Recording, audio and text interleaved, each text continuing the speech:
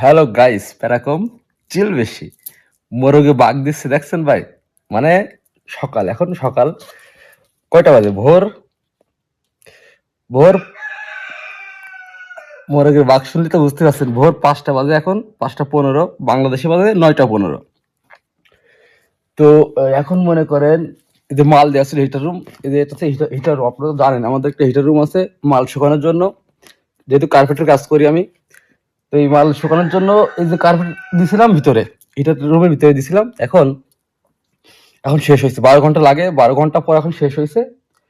এখন এটা কালকে ডেলিভারি হবে, তো আজকে রবিবার, কেউ তো আসে না, বা আজ ছুটির দিন, তো সবাই আসবে সকালবেলা ভোরবেলা এসে কাজটা শেষ করে সময় মতো চলে যাবে। আমি কিন্তু এই ঘুমাইনি ভাই, ঠিক আছে, আমি 5টার সময় ঘুরতে উঠছি, এখন আমি হাতে মুখে পানি দিইনি এখনো। এখন এটা মনে করেন যে মালগুলো পাওয়া শুরু করবো আমি, ওরা আসার আগে আমার মনে হয় আমি চেষ্টা করবো প্রায় অর্ধেক কাজ শেষ করে ফেলানোর, তাতে কি আমারও সুবিধা হবে, ঠিক আছে। তো ভাই এটা শুধু বিদেশ না ভাই, যারা কাজ করে বা কাজ করলে একটু দায়িত্ব নিয়ে কাজ করতে, ঠিক আছে।